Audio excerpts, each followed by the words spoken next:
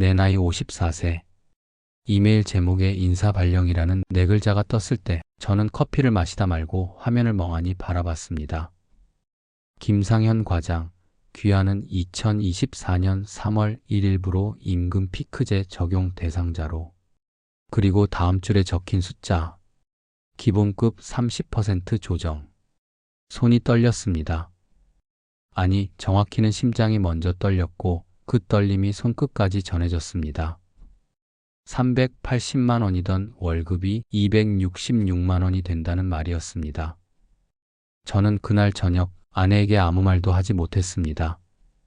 대학생과 고3 두 딸 앞에서도 그저 회사 일이 좀 바빴어라고 얼버무렸습니다. 그날 밤 저는 처음으로 깨달았습니다. 나는 아무것도 준비하지 않았구나. 임금 피크 적용 후 3개월. 줄어든 건 숫자만이 아니었습니다. 회의실에서 제 자리는 점점 벽 쪽으로 밀려났고 후배들은 저를 과장님이라고 부르지 않았습니다.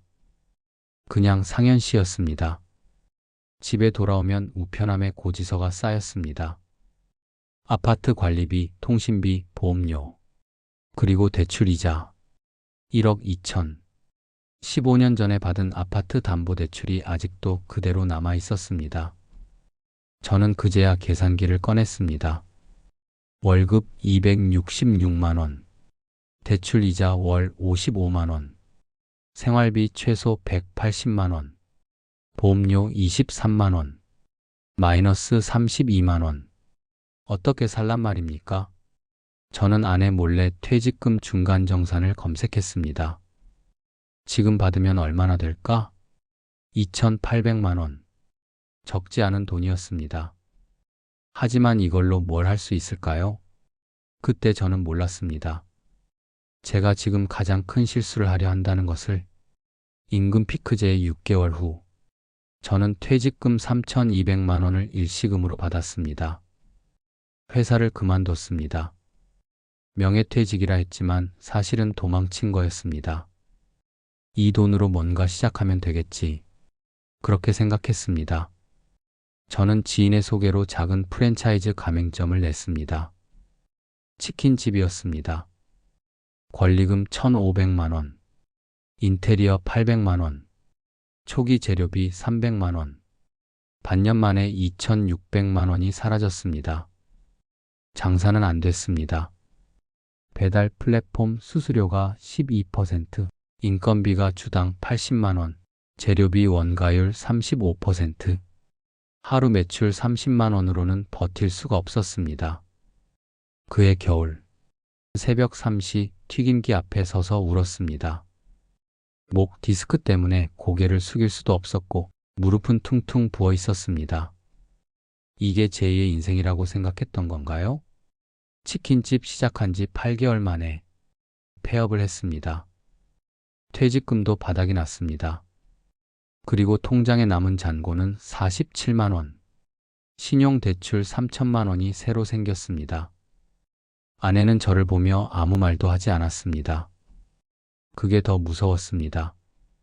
저는 그날 처음으로 국민연금공단이라는 단어를 검색했습니다. 그리고 깨달았습니다. 나는 지금까지 단 한 번도 진짜 준비를 해본 적이 없다는 것을. 55세 가을, 저는 구청 일자리 센터에서 열린 노후 준비 교육에 갔습니다. 자존심이고 뭐고 없었습니다. 그냥 살고 싶었습니다. 강사는 60대로 보이는 조용한 분이었습니다. 그분이 첫마디로 이렇게 말했습니다. 여러분 후회하고 계시죠? 강의실이 숨을 멈췄습니다. 저도 그랬습니다. 하지만 후회할 시간에 우리에게 남은 시간은 너무 짧습니다. 그날 저는 메모를 했습니다. 처음으로. 첫 번째, 연금 맞벌이. 저는 아내에게 물었습니다. 당신 국민연금 내고 있어? 아내는 고개를 저었습니다. 결혼 후 25년간 전업주부였던 아내는 국민연금 가입 이력이 단 1개월도 없었습니다. 강사는 말했습니다. 지금이라도 시작하세요. 50세부터 60세까지 10년만 내면 됩니다. 월 9만 원이면 됩니다. 저는 그날로 아내 명의로 임의가입 신청을 했습니다. 10년 후 아내도 매달 30만 원이 연금을 받게 됩니다. 그게 얼마나 큰 차이인지 저는 그제야 알았습니다. 두 번째, 퇴직금 관리. 저는 퇴직금을 일시금으로 받아 날렸습니다. 하지만 만약 제가 중간정산을 알았더라면, 만약 IRP 계좌를 알았더라면, 시점에 퇴직금을 정산해서 IRP 계좌로 이체했다면 세금도 아끼고 연금으로 쪼개받으며 최소 5년은 더 버틸 수 있었습니다. 저는 제 무지함이 원망스러웠습니다. 세 번째, 보험료 관리. 저는 매달 23만 원이 보험료를 내고 있었습니다.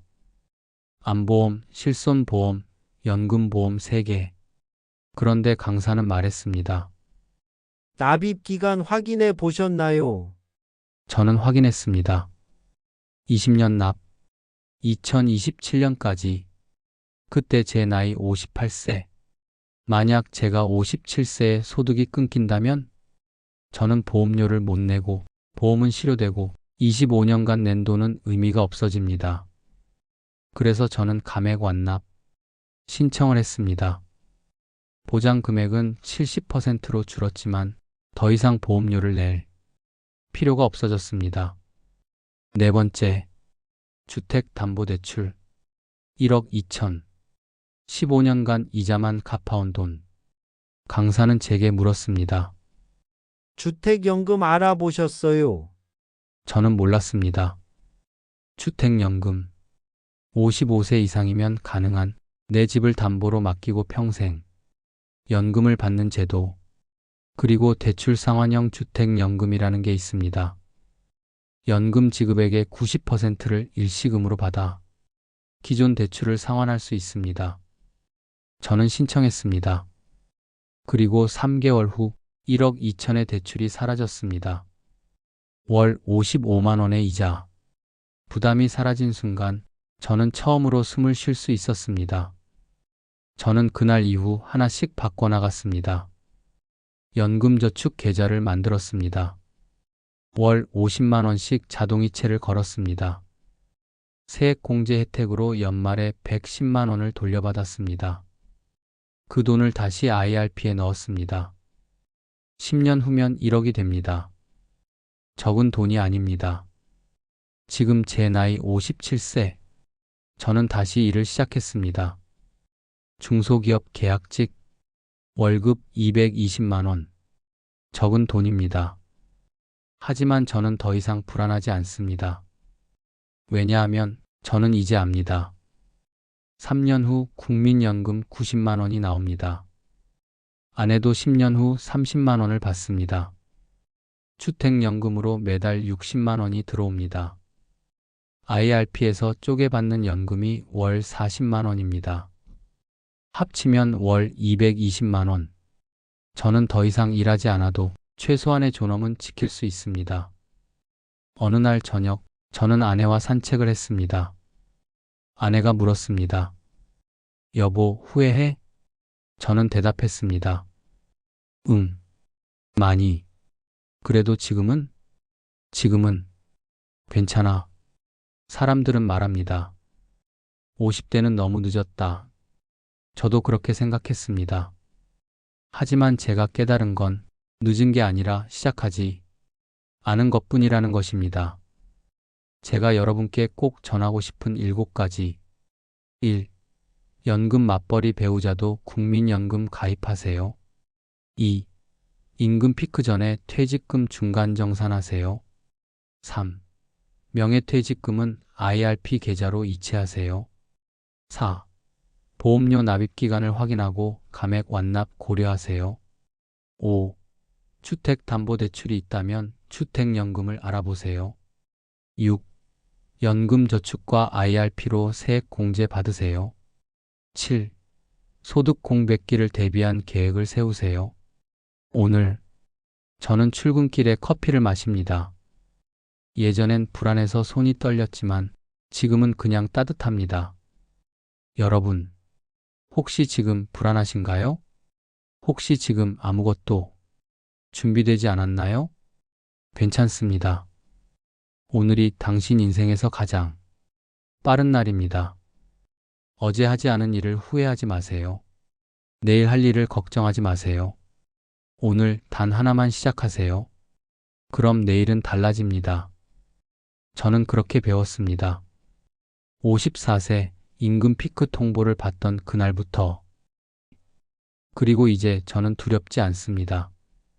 준비는 늦지 않았습니다. 시작하지 않았을 뿐입니다.